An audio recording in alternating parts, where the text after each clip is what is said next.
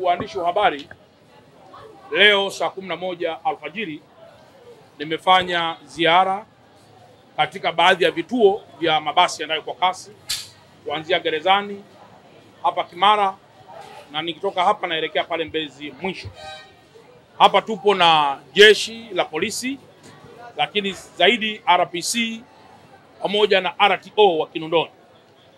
Lakini jambo langu kubwa ambalo nataka kuwafafanulia ndugu waandishi wa habari na wananchi wenzetu waweze kuelewa, tumeona klipu nyingi zikiwa zinazunguka zikionyesha watu wananing'inia kwenye magari, lakini pia zikionyesha kwamba watu wanasukumana sana kuingia kwenye mabasi. Kwanza, kama mkuu wa mkoa, nikiri kabisa kwamba mabasi haya yameshapungua sana kutoka kwenye idadi yake ya kwanza tangu yalivyonunuliwa mpaka yalivyo sasa. Hivi mabasi yanayotoa huduma kwa muda huu, mabasi ya kampuni ya UDAT yanayotoa huduma hayazidi hata 40. Mabasi yanayotoa huduma, kwa sababu ndio mabasi ambayo yana uafadhali. Kitu ambacho kimefanyika, Mheshimiwa Rais wa Jamhuri ya Muungano wa Tanzania ameagiza haraka sana, kama ambavyo niliwapeni taarifa siku ya kwanza, kwamba kila barabara apatikane mtu wa huduma mmoja, ili kuwe kuna ushindani wa utoaji wa huduma katika barabara hizi: barabara Moro Road, barabara Kilwa Road, barabara ya Mwalimu Nyerere ile ya kwenda airport, pamoja na barabara zingine ambazo ziko mbioni kukamilika. Barabara hii tunayoizungumzia leo ya Morogoro Road hii, amepatikana mtu wa huduma mmoja nje na UDAT. Maana yake ni kwamba kwa muda huu, muda sio mrefu, mabasi yataingia, mabasi ambayo yatakuwa ni kampuni tofauti na UDAT. Na kwa nini yamefanyika namna hiyo?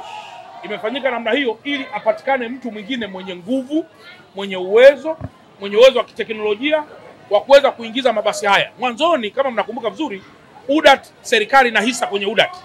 Hata tukaona hapana, ni vizuri mabasi haya sasa yakaendeshwa na kampuni binafsi ambao watakuwa na uwezo mkubwa wa kusimamia masuala yote yanayohusu upakiaji wa abiria.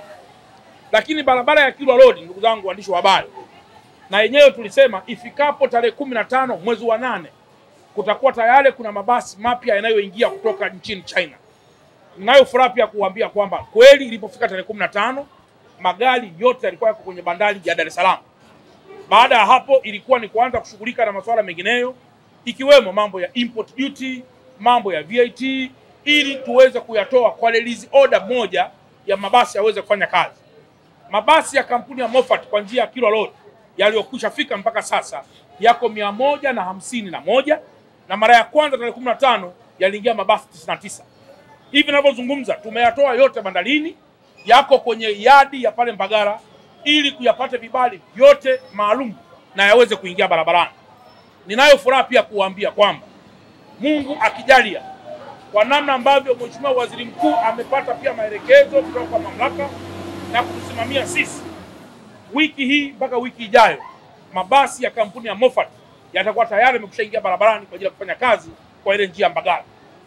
Sasa kilichopo kwenye barabara hii ni nini?